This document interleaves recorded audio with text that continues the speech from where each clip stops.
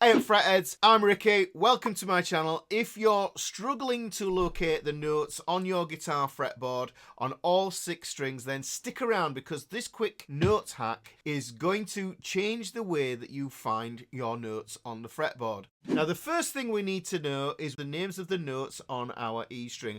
I've already done a video on that and you can find that up here. And that's basic information, but the idea of this is if you want to find the same sound, you can do it that way as well. Knowing the names of the notes can't be beat really, because you need to know that for finding root notes for chords, tonics of keys, and other good stuff like that. So I'm going to assume you know the names of the notes on your E string, and I will say the name of the note as I play it, and then I'll show you what the whole idea of this concept is about. But just to give you an idea, we've got E and F next to each other here, we've got G here, we've got A here, we've got B here, B and C are next door, they're neighbours.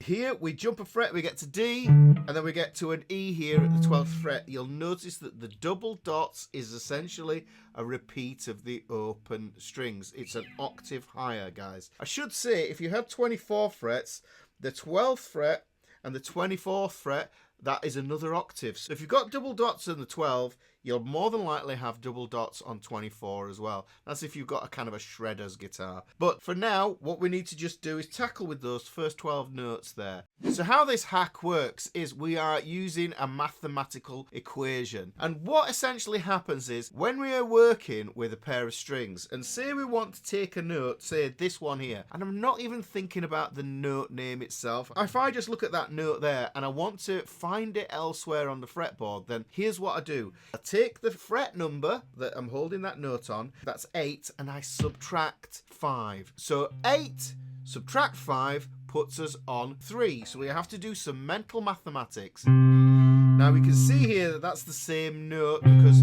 that's a C. Now if you listen to that and then you move down here, you can hear I get exactly the same note.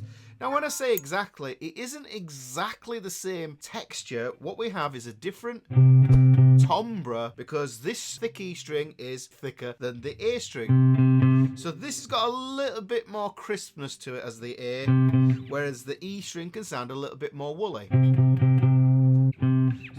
So that is exactly the same note. Now, I'm going to introduce this caveat, the thing that spoils this. Because we're subtracting 5, if we move any lower than 5, it doesn't work, okay? But what we have is another workaround for that, because if you're down here, then you're probably wanting to find the note further up the neck. And this is where another mathematical equation comes into play. If we want to find the note on the next string an octave higher, then what we do is we add 7. So I'm on fret 4 on the E string. If I add 7 to that, that gives me 11. If I move up to the 11th fret, I'm going to have the same note, but an octave distance. Now the cool thing is, because of the way the guitar is tuned in fourths, this mostly works the same all the way going across. The G and B can be a little bit pesky, but we have a way around that as well. We have to compensate. So if I like this note here, but I want it down there, then all I have to do is the subtract 5 thing. I'm on 11, subtract 5 gives me 6. And then I have the same note. So you can see there I've gone from 4, add 7, and then I can go from 11 to subtract 5, and that puts me on 6 there. So I can keep on doing this all the way across these string pairs. If you know the old school way of tuning, this kind of taps into this idea here. If I wanted to, say for instance, to take this note here, which is an A, I can use that as a reference, or even my open A string here,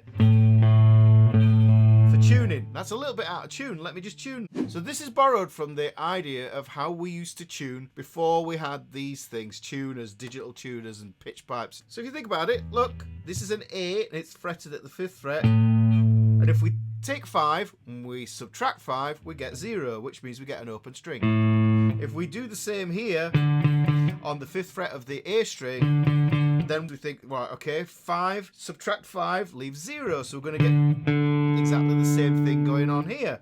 If we do it on the D string, 5, -5 gives us an open G string. Now this is where it goes all wonky. If you know the old school way of tuning, you'll know that you have to compensate, and instead of playing at 5, we move it down to 4. So if we move it down to 4, that note is the same as the string underneath it, which is a thinner string, which is going to be that B note there. So that's a B, and that's a B. So when we switch between the G and the B string, what we have to do is we have to compensate that 1 fret there. Now, because of the way that the tuning writes itself, when we go back to the B string, we switch back to 5, because the B and the E string are tuned to a perfect 4th again. That is 5, and then the open note would be the open E string, which is the thin one. Yeah. And that's the same note. Now this is one way that we can work around the tuning, but what we can also do is find the note an octave higher. So this is an E here, and I want an E on the A string. So if I go up, and remember it was add 7, so what we did is we add 7 in. So I would compare this and play those two notes together and make sure they sound okay. So I've got an open string here, and I've gone up 7 here. So it flips over. The open string is now the thicker string. There's an E, and that's an E, but it's an E an octave higher. Now if I do the same thing going up this way, you can hear that I get the same note. This is an A, and this is an A here. We go down again, and we have the open D string, and we go up 7, we get the same note. Now remember, when we had the pesky G to the B string, what happened is we had to compensate between those notes by moving down a fret. Now because we're going up, we have to add another one. So instead of adding 7, what we do now is we add 8. So if we go between the G and the B, we get the same note again. So look at that. So we've got a G there, and that's going to be a G just there. So then what we're going to do is we're going to go back to that E string. Remember, that E string is tuned to a perfect 4th. Between there, we've gone back to that way of tuning. We hold down at the 7th fret on the thin E string, and that should be a B. Just like this is an open string, this is a B an octave higher. So that is an octave higher, and you can listen to that.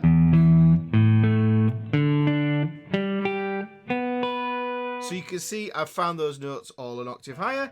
Going back to the other way with the -5, this has got the open string below. There's the A, there's the D, there's a G, there's a B, and there's an E. Now the thing is, that doesn't just sit there, guys. We could take that idea and we can move it around. We don't have to just deal with open frets there. So if I take, say, fret 10, if I want to find that note, which happens to be a D, all I have to do is think 10 minus 5, and I'm going to be able to find that on the next string down. And that takes me down here. Now we can stack these, which is super useful. That's on 5. So 5 minus 5 is going to give me 0, so I can go down another string and play another D. So that's a D, that's a D, and that's a D. So I've got 3 Ds there. Like I say, the limitation comes when we move below the 4th fret. If you think about it, we can't subtract 5 because it goes into negative territory with frets, because there are no frets behind the head note. So what we have to do is we have to find them in other positions as well. So let's look at another example here. So say I'm in one of these positions where I've got a note that I don't know the name of. Say I'm struggling with it and I want to find it in an easier position where I can see it potentially. So this is a D sharp or an E flat, and we need to just shift that down a string. So we're on the A string now. I'm going to subtract 5 from 6, which puts me on the 1st fret of the D string.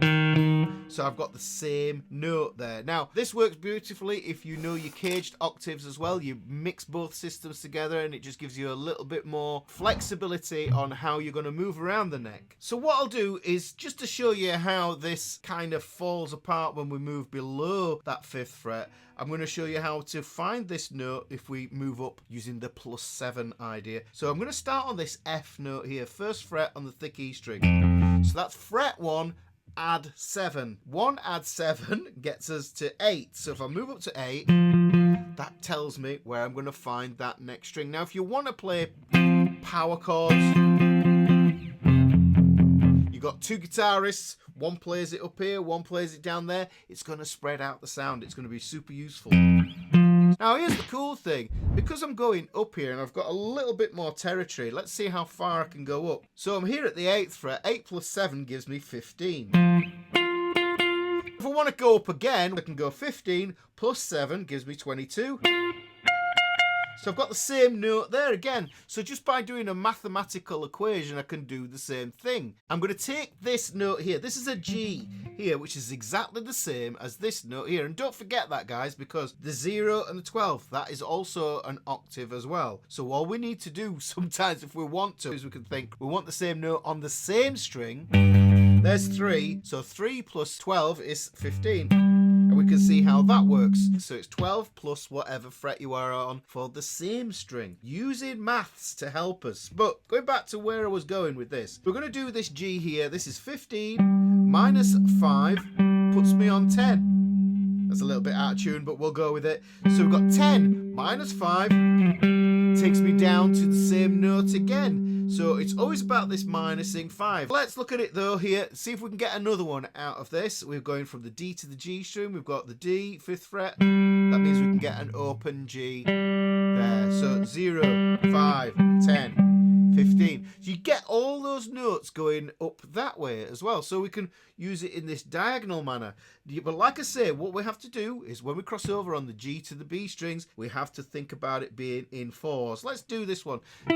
This is the 9th fret, right? So we've got this note at the 9th fret, and I know this is an E, yes? Okay, so this is an E here, and what we're going to do is we're just going to subtract 4, because that's the rule. It changes when we move between the G to the B string. So we're going to take away 4 from 9. So 9 minus 4 gives us 5. But because we've gone back to that standard tuning of a perfect fourth between the B and the E string, then all I need to do is just minus 5 again. And that finds me the same note. So going with the minus 5, we get the same note, but the timbre changes because of the thinness or thickness of the string. When we add the 7, what happens is we go up an octave in pitch. And when we add 12 to a fret that we're already holding on a single string, then what happens is we just get the same timbre because we've not changed string, but we get the note an octave higher. So hopefully you can see that this is a super useful way to master your fretboard navigation. And if you found this helpful, hit the like button, subscribe for more of these guitar tips, and leave a comment below about what fretboard challenges you'd like me to tackle next. And also, like I alluded to halfway through this video, I told you about caged octaves and how they are another way to be able to navigate your way around your fretboard. And if that's something you'd be interested in learning and adding to your bag of tricks so that you can unlock the fretboard for chord scales and arpeggios, then you probably want to watch this video here.